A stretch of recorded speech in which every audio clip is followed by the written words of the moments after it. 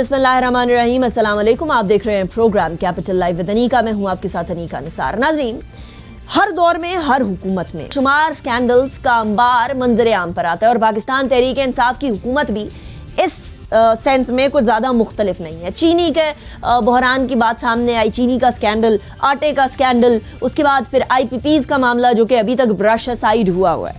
लेकिन एक मामले में पाकिस्तान तहरीक इंसाफ की हुकूमत ज़रूर मुख्तलिफ निकली है और वो ये कि जब कोई स्कैंडल आया तो उसकी इंक्वायरी होती है और इंक्वायरी के बाद रिपोर्ट जो है वो PID की वेबसाइट पर डाल दी जाती है। आज जो शुगर इंक्वायरी कमेटी बनाई गई थी उसमें DG FIA वाजिद ज़िया ने वो रिपोर्ट जो है उस कमेटी की वो पेश की वज़ीर आज़म और काबीना के सामने और उसके बाद वो रिपोर्ट PID की वेबसाइट पर भी डाल दी गई। वो रिपोर्ट क्या कहती है उसके हवाले से बैरिस्टर शहजाद अकबर ने कुछ बातें बताई, वो मुलाहिजा करिएगा। ECC के और शुगर एडवाइजरी बोर्ड के रोल को लेके कमीशन की रिपोर्ट हरगिज़ खामोश नहीं है। इसमें जो इस साल की भी आपकी शुगर की एक्सपोर्ट थी और सब्सिडी थी उसके ऊपर बाकायदा उसने उनके ऊपर कमेंट किया है। उसके अंदर पूरी उन्होंने फाइंडिंग दी है कि दो चीज़ों के ऊपर था कि एक तो इसके अंदर क्वेश्चन ये था कि क्या मुल्क में चीनी मौजूद थी जिसको एक्सपोर्ट करने की इजाज़त दी गई। उसका जवाब ये था कि चीनी की जो स्टॉक्स हैं वो उसमें कमी नहीं थी। अब मेरे ख्याल है हालात थोड़े से मुख्तलिफ हैं। ये हुकूमत अगर इसको कमीशन बना सकती है, कमीशन के बाद रिपोर्ट पब्लिश कर सकती है तो इंशाल्लाह अगर ऐसा कोई स्टे आएगा, क्योंकि ये कोई गैर कानूनी काम तो है नहीं। एक कमीशन बना है, उसने अपनी फाइंडिंग्स दी हैं, उस फाइंडिंग्स के ऊपर अब आगे कार्रवाई होनी है तो मुझे कुछ स्टे की ग्राउंड्स नज़र नहीं आती। तो चीदा कुछ रिपोर्ट के मामलात सामने आए। हमारे साथ इस प्रोग्राम के इस हिस्से के लिए राना मुबश्शिर साहब मौजूद होंगे। उसके अलावा सेकंड सेगमेंट की तरफ बढ़ेंगे और कोरोना के हवाले से बात करेंगे जिसमें हमारे साथ डॉक्टर फ़हीम यूनुस ज्वाइन करेंगे हमें अमेरिका से। एट द एंड हम बात करेंगे नेशनल इंक्यूबेशन सेंटर के नेशनल हेल्थ हैकाथॉन की और उसके 3 विनर्स जो हैं वो हमारे साथ मौजूद होंगे स्काइप पर। सबसे पहले हम जाएंगे राना मुबश्शिर साहब की तरफ। राना साहब, thank you so much for joining us in the show. Rana साहब, आज एक बहुत बड़ा स्कैंडल जो PTI के टाइम का है, ये शुगर स्कैंडल, जिसके अंदर जहांगीर खान तरीन साहब का और खुसरो बख्तियार साहब का और बाकी बहुत बड़े बड़े लोगों का, इत्तेहादियों का नाम भी शामिल है।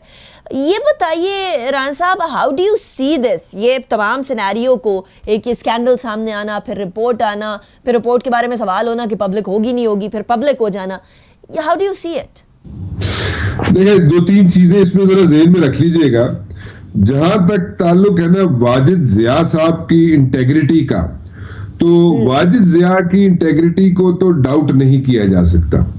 मैं कम से कम मैं वाजिद ज़िया की इंटेग्रिटी को डाउट नहीं करूंगा। ठीक है, वाजिद ज़िया जो है एक अपराइट आदमी है।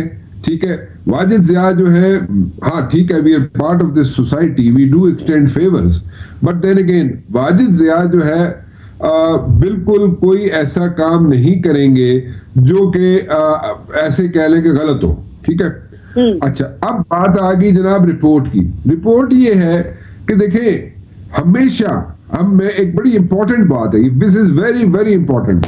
हमेशा मतलब 72 साल में 70 साल में हमने ये किया है कि जिस बंदे ने डिसीजन लिया है उसकी तरफ हमने कभी नहीं गए। ठीक है जी, और उसकी तरफ, सॉरी मैं गलत कह गया, जिस बंदे ने डिसीजन लिया है ना कि जनाब ये होना चाहिए, उसकी तरफ हम हमेशा गए हैं।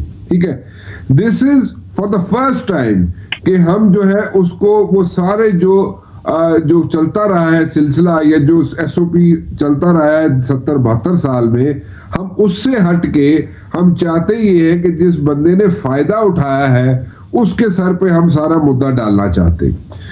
क्रिमिनल ऑफेंस मेरी नजर में, जो मैंने सरसरी सी रिपोर्ट पढ़ी है, क्रिमिनल ऑफेंस जो है वो नहीं बनता जहां तक जहांगीर तरीन का ताल्लुक है, उस पे क्रिमिनल ऑफेंस नहीं बनेगा। ठीक है, हाँ ये जरूर हो सकता है जो बात हो रही है कि जनाब उसने टैक्स एवेजन की या उन लोगों को चीनी दी जिन लोगों जो रजिस्टर्ड नहीं थे या ब्ला ब्ला ब्ला ब्ला ब्ला, लेकिन क्रिमिनल ऑफेंस क्या हुआ? देखिए, क्रिमिनल ऑफेंस जो है, जब तक क्रिमिनल ऑफेंस नहीं पड़ेगा किसी पे, क्रिमिनल ऑफेंस नहीं पड़ेगा तो उस वक्त तक कोई फायर नहीं लगेगा, सीधी जी गल है। नाउ इस पे in this particular case Jahangir तरीन पे मुझे क्रिमिनल ऑफेंस बनता हुआ नजर नहीं आता, क्योंकि जो कुछ भी किया जहांगीर तरीन ने या बाकी लोगों ने वो सिर्फ और सिर्फ उस वक्त किया जब हुकूमत ने, चाहे वो पंजाब की हुकूमत हो चाहे वो फेडरल गवर्नमेंट हो, उस वक्त किया जब उन्होंने कोई डिसीजंस ले लिए थे। यानी कि हुकूमत ने जो डिसीजंस लिए थे उन डिसीजंस को मद्देनजर रखते हुए उन्होंने आगे से फवायद हासिल किए। ये नहीं किया उन्होंने कि कोई गड़बड़ करनी, चोरी करके ये वो नहीं है।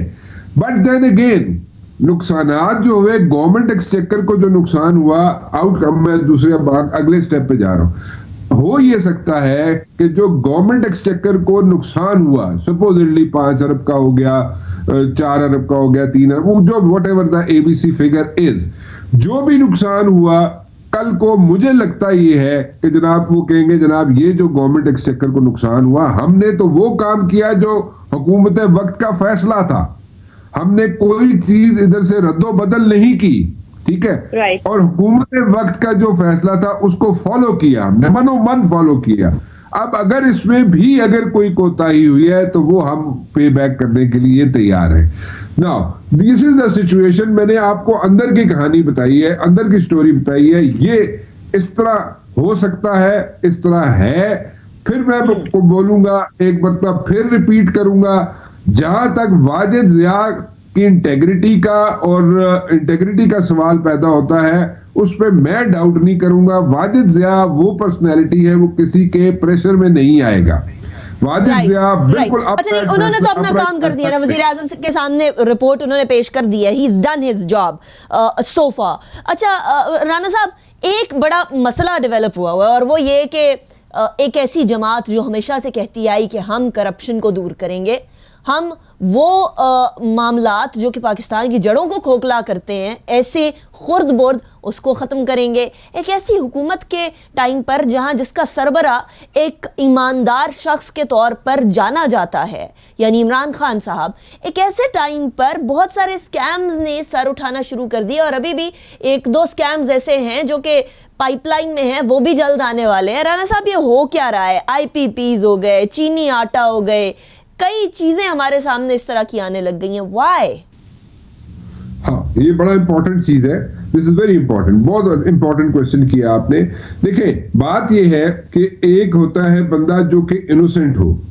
अच्छा, इनोसेंट बंदा जो है अगर उसको लॉ का या वर्किंग का या गवर्नेंस का पता ना हो, यानी कि होता है ना कि मुझे जी मैं बड़ा ईमानदार आदमी हूं लेकिन मुझे टीवी चैनल पे बैठ के शो नहीं करना आता, या मुझे जो एथिक्स हैं या नॉर्म्स हैं उनको फॉलो नहीं करना आता, ठीक है, तो वो ये मेरे लिए मतलब ये मेरे लिए कोई बहादुरी की बात नहीं है, ये कोई अच्छी बात नहीं है मेरे लिए।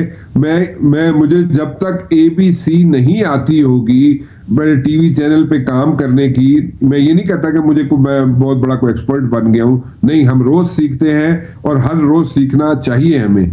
लेकिन द पॉइंट इज कि अगर मैं कहूं जनाब कि मुझे इनोसेंटली नहीं पता था कानून का, फला कानून का, चले हो सकता है 1 दफा 2 दफा 3 दफा, लेकिन जिस चीज का आप जिक्र कर रही हैं, जिस चीज की निशानदेही आप कर रही हैं, वो ये है कि इत्थे ते जिस वेले देखो जनाब कोई ना कोई जनाब रोला पै जाता है। यू नो इशू इज कि जनाब इशू ये है जो आप जिसकी निशानदेही कर रही हैं, इशू ये है कि कई चीजें ऐसी हैं गवर्नेंस की जहां पे मिस्टेक्स होती हैं। नंबर 1 एक तो होती है मिस्टेक जो होती है उसको आप इग्नोर कर सकते हैं, उसको आप दुरुस्त कर सकते हैं, उसको आप ठीक कर सकते हैं, या उसको कोताही होगी जनाब, इनोसेंटली होगी, ठीक हो गया जनाब, इन्हें ठीक कर लेने जी। एक होता है ब्लंडर, यहाँ पे ब्लंडर जो होगा उसको आप ठीक नहीं कर सकेंगे, एंड देन अगेन आप उस ब्लंडर को ठीक करेंगे हम लोगों के सर पे आप ठीक करेंगे। We are not guinea pigs, we are not a lab, we are not a laboratory, ठीक है, कि आप हमारे पे एक्सपेरिमेंट्स करते रहे, ऐसे नहीं होता। सो ब्लंडर्स जो है उसके लिए बहुत सीरियस इशू है, उसको एड्रेस करने की ASAP जरूरत है, और उसको अगर एड्रेस नहीं करेंगे तो एक सिचुएशन बन सकती है किसी भी वक्त। लेकिन जो मिस्टेक्स हैं वो तो होती हैं, when you're working you're bound to make mistakes, not blunders, you're bound to make mistakes, not blunders। मैं रिपीट कर रहा हूं, सो मिस्टेक्स होती हैं व्हेन यू वर्किंग, यू आप मिस्टेक्स करते हैं लेकिन ब्लंडर्स नहीं करते। ब्लंडर्स के लिए you have to be very very careful because this is a state and this is not like कोई ऐसी कोई जगह नहीं है, कोई लैब नहीं है, हम गिनी पिग्स नहीं है कि हमारे पे एक्सपेरिमेंट्स होते रहे। No, we are not of the sort. हमें थोड़ा सा अपने जो ब्लंडर्स हैं उनको सॉर्ट आउट करने की जरूरत है, एसएप जरूरत है, और अगर नहीं करेंगे तो खुदा ना खास्ता ईमानदारी के साथ साथ आपके एक्सपीरियंस नहीं तो एटलीस्ट कॉम्पिटेंस बहुत जरूरी है। अच्छा राणा साहब, अभी कल ही एक खबर आती है कि जफर मिर्जा साहब के जो फाइनेंशियल इख्तियारात हैं वो वज़ीर आज़म साहब ने अपने पास कर लिए हैं और उनके इख्तियारात सिर्फ हेल्थ डिसीजंस तक रह गए हैं।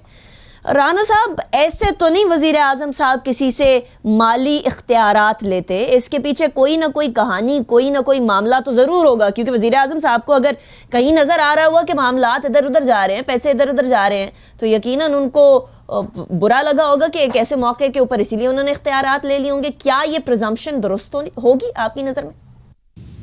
देखिए, मैं जो मुझे समझ आई है, मैं किसी पे इल्जाम नहीं लगा रहा, मैं किसी को ब्लेम नहीं कर रहा यहाँ पे, लेकिन एक बात आपके साथ अंदर की शेयर कर रहा हूँ। वो ये है जनाब कि कहा यह जा रहा था कि लाइफ सेविंग ड्रग्स जो हैं जो इंडिया से आती हैं, या वो चीजें जो हम अपनी मेडिसिन में डालते हैं, मैं कोई इतना मेडिसिन का एक्सपर्ट नहीं हूँ, लेकिन वो कंटेंट्स जो हम मेडिसिन बनाने में डालते हैं वो जरूरी है, बहुत जरूरी है, अशद जरूरी है इंडिया से इंपोर्ट करनी। ओके, यहां तक तो बात ठीक है, लेकिन उसकी गार्ड में, उसकी छतरी के नीचे लाइफ सेविंग ड्रग्स के अलावा अगर आप और चीजें भी इंपोर्ट कर रहे हैं इंडिया से, या आपने की है इंडिया से, तो वो एक सिचुएशन है। देखिए, इंडिया किसी जगह पे आपको सांस नहीं लेने दे रहा, कोई मौका नहीं जाने देता आपको जनाब आपसे बदला लेने का, चाहे वो लाइन ऑफ कंट्रोल हो, चाहे वो बलोचिस्तान हो, चाहे वो कोई भी मौका उसको मिलता है वो आपको नहीं छोड़ता। ठीक है, सो मच सो कि मैं आपसे एक और बात शेयर कर लेता हूं। FATF के अंदर जो करता धरता लोग बैठे हैं वो इंडिया के ओरिजिन के लोग बैठे हुए हैं। राइट, FATF का हेड जो है वो इंडिया का है, बिल्कुल। इसके अलावा और जो सब कमेटीज बनी हुई है FATF के अंदर, वो भी उसके अंदर भी इंडियन ओरिजिन के लोग बैठे हुए हैं। सो वो दे असर्ट। सो मैं आपसे ये गुजारिश ये करना चाह रहा हूँ, कहना ये चाह रहा हूँ, मेरा कहने का मकसद ये है कि देखें, इंडिया कोई मौका हाथ से नहीं जाने देता। आपको लाइन ऑफ कंट्रोल पे भी आपको जनाब जिस वक्त उसको मौका मिलता है वहां पे जनाब वो एग्रेशन शो करता है। बलूचिस्तान के अंदर कोवर्ट ऑपरेशंस करता है, वहां पे इंडिया के अंदर इंडिया की इंटेलिजेंस आउटफिट बलूचिस्तान के अंदर कोवर्ट ऑपरेशंस करती है। FATF का मसला है तो वहां पे जनाब वो उन्होंने जिस तरीके से मैंने आपको बताया कि 2-3 जगहों पे सब कमेटी FATF की हो, कोई किसी किस्म की बनी हुई हो, या FATF के ओरिजिन के लोग FATF में जो लोग बैठे हुए जो करता धरता है, जिनके जो मतलब कि वाकई वहां पे सर्ट करते हैं, वो इंडियन ओरिजिन के लोग बैठे हुए हैं। वो सारी जगहों पे बैठ के इंडिया अपना किसी जगह पे मौका जाने नहीं देता, लेकिन यहाँ पे पाकिस्तान के अंदर बैठ के आप ऐसी चीजें करें या ऐसे इकदामात उठाएं जनाब के आप लाइफ सेविंग ड्रग्स की गार्ड में, उसकी छतरी के नीचे दूसरी चीजें इंपोर्ट करें, तो उसके लिए फिर हमारी इंटेलिजेंस आउटफिट जो है, हमारी ISI, हमारी MI, हमारी IB, हमारी जो इंटेलिजेंस एजेंसीज हैं वो एक्टिव हो जाती हैं। चाहे वो कोई भी बंदा हो, अगर उसको उस इख्तियार को अगर वो गलत इस्तेमाल करने के चक्कर में पड़ेगा या गलत इस्तेमाल करेगा फॉर वन रीजन और दी अदर,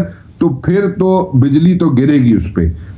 बात आपने बड़ी दूर की कर दी है राणा साहब, बात आपने बड़ी दूर की कर दी और समझने वाले समझ भी गए होंगे। लेकिन thank you so much for joining us in the show, it was a pleasure having you. Break की तरफ जाएंगे, ब्रेक के बाद वापस आएंगे, फिर कोरोना के हवाले से बात करेंगे।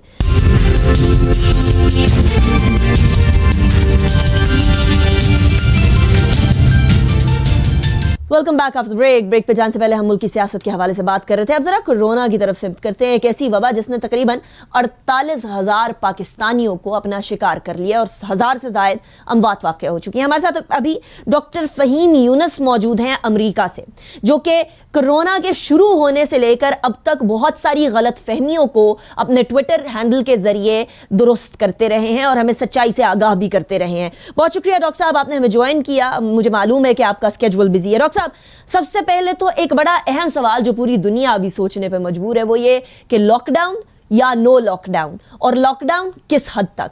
पाकिस्तान का लॉकडाउन स्ट्रिक्ट लॉकडाउन से सॉफ्ट लॉकडाउन की तरफ आया और अब स्मार्ट लॉकडाउन की तरफ आ गया है और लोगों का रिएक्शन भी हम लोगों ने देख लिया है।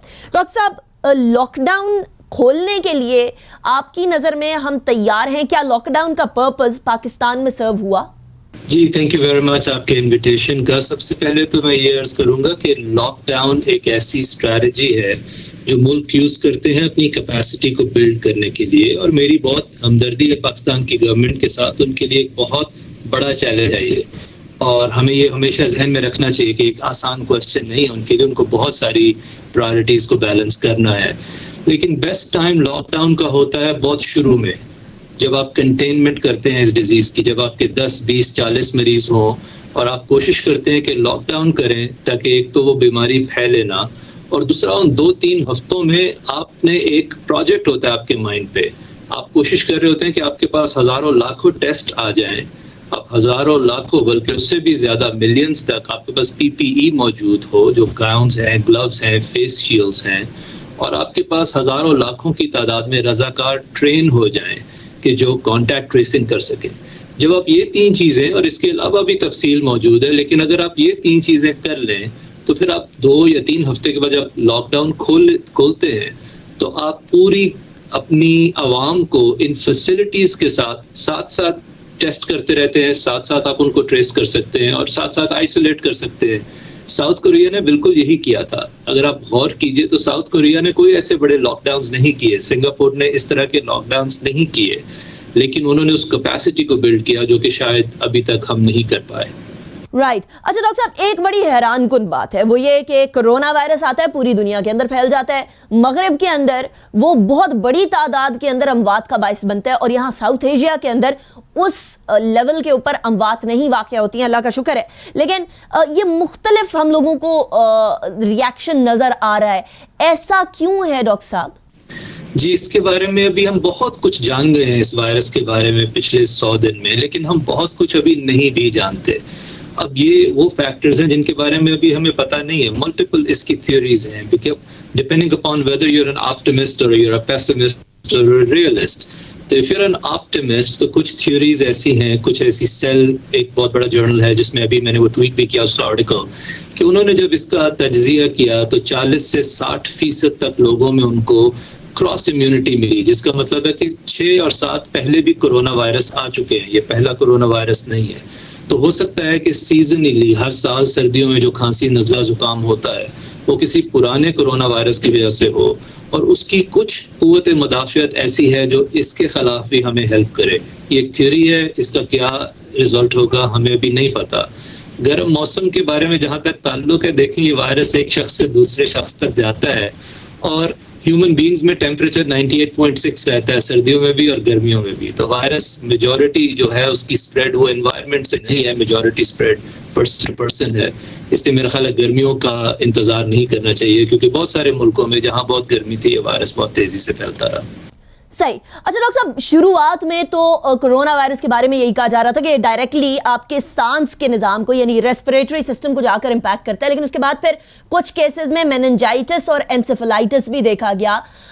अब ये कहा जाने लगा है कि कोरोना वायरस सिर्फ रेस्पिरेटरी सिस्टम को नहीं बल्कि मुख्तलिफ इंसानी जिस्म के आज़ा को अफेक्ट करता है। आप हमें एनलाइटन कर सकते हैं कि आखिर कोरोना वायरस इंसानी जिस्म को किस तरीके से इम्पैक्ट करता है? जी, बहुत अच्छा क्वेश्चन है। मुझे अब 100 से 200 मरीज हमने देख लिए अपने हॉस्पिटल में। हमारा अपना डेटा ये कहता है, जो कि corroborated है विद द लार्जर स्टडीज, कि about 85% ऑफ द पेशेंट्स, 85% लोगों को रेस्पिरेटरी सिम्टम्स और बुखार होता है। तो अभी भी मैं ये चाहता हूँ कि लोगों को ये पता हो कि सबसे ज़्यादा कॉमन इसकी अलामतें वही हैं कि जो सांस की तकलीफ, खांसी, छाती में दर्द, बुखार, नकाहत, जिस्म में दर्द, बहुत छोटे परसेंटेज में ये वायरस, हमें इसका हमेशा से अंदाजा था कि जिस्म के हर हिस्से को मुतासिर करेगा। ये ब्लड क्लॉट्स इंक्रीज करता है, जिसकी वजह से कई लोगों को फालज के हमले होते हैं, दिल के अटैक्स होते हैं, मेनिंजाइटिस होता है, स्किन के ऊपर रैशेस होते हैं, बच्चों में कुछ प्रॉब्लम अब हम देख रहे हैं। लेकिन ज़रूरी बात यह है कि वो सब रेयर केसेस हैं, वो आपके नॉर्मल केसेस नहीं हैं। नॉर्मली ऐसा नहीं होता। नॉर्मली मेजॉरिटी लोग अभी भी अपनी खांसी, नज़ले, ज़ुकाम और इस तरह की चीज़ों के साथ आते हैं, और लोगों को उन रेयर चीज़ों को कॉन्टेक्स्ट में रखना चाहिए। उनको इतना अपने दिमाग पे हावी ना कर लें कि हर रेयर चीज़ हमें लगे कि ये कोरोना वायरस है। Interesting, right. अच्छा डॉक्टर साहब, जरा एहतियाती तदाबीर की तरफ चलते हैं, क्योंकि शुरुआत में कुछ और एहतियाती तदाबीर बताई गई थी वर्ल्ड हेल्थ ऑर्गेनाइजेशन की तरफ से, अब जरा ज्यादा स्ट्रिक्ट एहतियाती तदाबीर की बात की जा रही है। पहले कहा गया था मास्क पहनने की जरूरत नहीं है, अब कहा जाता है कि हर शख्स मास्क पहने।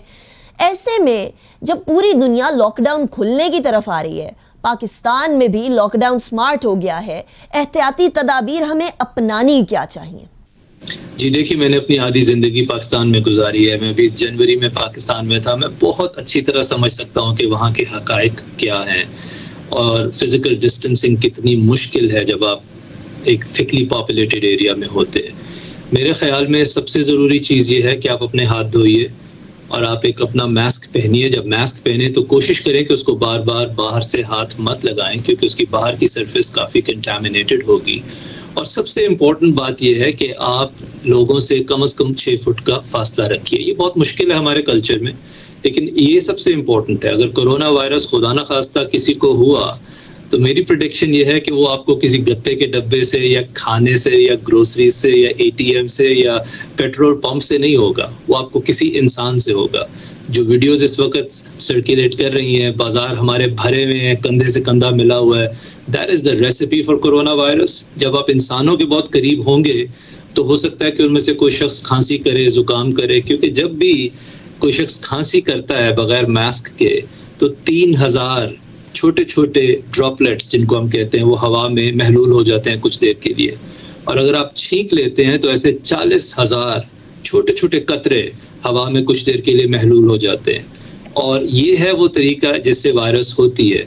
इसलिए हम कहते हैं कि अगर हर एक ने मास्क पहना होगा तो वो खांसी, वो छींक मेरे एनवायरनमेंट को, मेरे गिरदो नवाह को उस तरह से कंटामिनेट नहीं करेगी। तो एक्चुअली मेरे मास्क का फ़ायदा आपको है और आपके मास्क का फ़ायदा मुझे है। इस तरह से हम उस सोसाइटी को चला सकते हैं, जो कि हमारी बहुत मुश्किल सूरत हाल है। देखिए, हम एक परपेचुअल लंबे लॉकडाउन के साथ गुजारा नहीं कर सकेंगे। उसके साथ हमारे सिर्फ माशी मसाइल नहीं होंगे, हमारा जानी नुकसान भी हो सकता है। राइट। अच्छा डॉक्टर फ़हीम, एक आम आदमी, हर आदमी ये सवाल कर रहा है कि हमें कब तक कोरोना वायरस के साथ जिंदा रहना होगा, कब आएगी वैक्सीन, कब आएगा इसका इलाज? कि अल्लाह ताला की ज़ात बेहतर जानती है। जो हम समझते हैं सार्स आज से 17 साल पहले आया था, तेज़ी से फैल रहा था, फिर एकदम किसी कुछ समझ में नहीं आया कि वो वायरस खुद ब खुद कैसे ख़त्म हो गया। तो there is always a possibility कि ये खुद ब खुद स्लो डाउन हो जाए, ख़त्म हो जाए, लेकिन इसकी पॉसिबिलिटी बहुत बहुत छोटी है। अगर आप मेरे से पूछें कि लाइकली क्या है, क्या बहुत ज़्यादा जिसका इम्कान क्या है, इम्कान ये है कि अगले साल या 2 साल तक ये वायरस दुनिया के मुख्तलिफ ख़ित्तों में कभी एक जगह ज़्यादा होगा, कभी दूसरी जगह ज़्यादा होगा।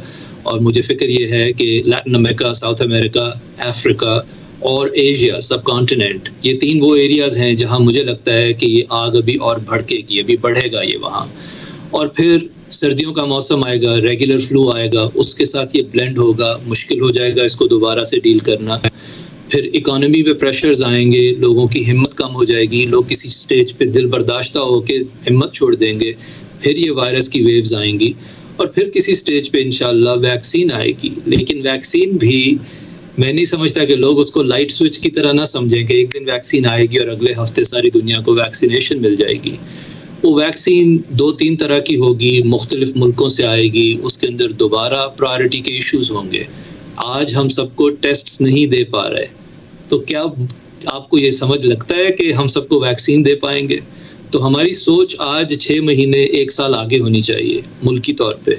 हमारी सोच ये होनी चाहिए कि सर्दियों में हम क्या करेंगे जब और तरह के वायरल इन्फेक्शंस आएंगे, क्योंकि अगर हमारे पास लाखों की तादाद में टेस्ट्स ना हुए तो हमारे लोगों में बहुत खौफ फैलेगा। और हमारी सोच ये होनी चाहिए कि जब वो वैक्सीन आएगी तो क्या हमारे पास वो इंफ्रास्ट्रक्चर है कि हम सबको वैक्सीनेट कर सकें जल्दी से। Very valid point actually doctor साहब, एंड यू राइटली पॉइंटेड कि हम तो यहाँ अभी पूरे लोगों को टेस्ट भी नहीं कर पा रहे हैं। टेस्ट और लोगों की जो डिमांड है उसके अंदर एक बहुत बड़ा गैप है और कुछ लोग खुद भी टेस्ट नहीं करा रहे। लेकिन डॉक्टर साहब, जो टेस्ट करवा ही लेता है और उसका टेस्ट रिजल्ट पॉजिटिव आ जाता है तो वो क्या एहतियाती तदाबीर ले, कब अस्पताल जाए, कब घर पर रहे?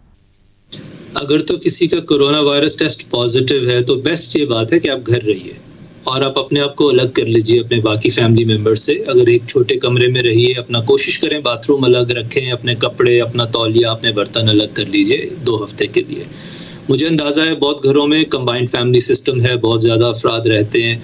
जो भी आप कर सकें, अगर आपके पास ज़्यादा जगह नहीं है तो एक कमरे में एक मोटा सा पर्दा लगा लीजिए, उस पर्दे के पीछे आप रहिए। ये आइडियल नहीं है लेकिन ये कुछ ना करने से बेहतर है।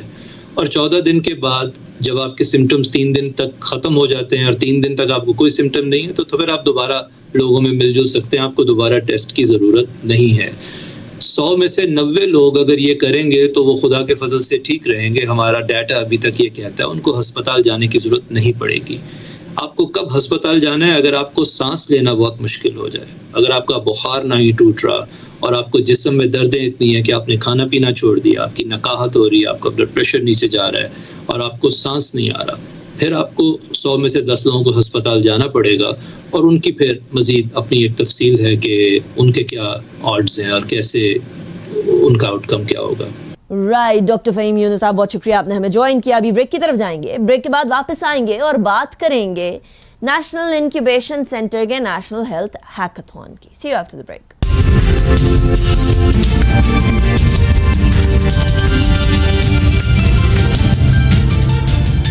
Welcome back after the break. Break पे जाने से पहले हम कोरोना के हवाले से बात कर रहे थे और कोरोना वायरस के टाइम पर हम जो भी रिसोर्सेज बरूए कार ला सके हमें वो लाने हैं, जिसके अंदर एक इंफॉर्मेशन टेक्नोलॉजी भी है। और नेशनल इंक्यूबेशन सेंटर ने हेल्थ मिनिस्ट्री के साथ मिलकर एक नेशनल हेल्थ हैकाथॉन करवाया था।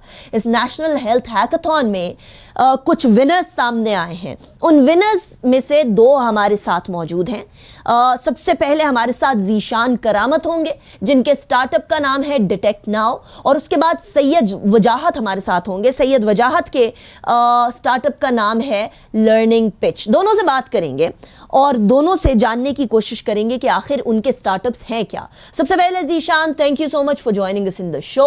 डिटेक्ट नाउ के फाउंडर ज़ीशान करामत से हम बात करेंगे। Zeeshan, thank you so much for joining us in the show. Zeeshan, detect now है क्या और कोरोना वायरस से निबत आज़मा होने में या इस टाइम पर मददगार कैसे साबित होगा?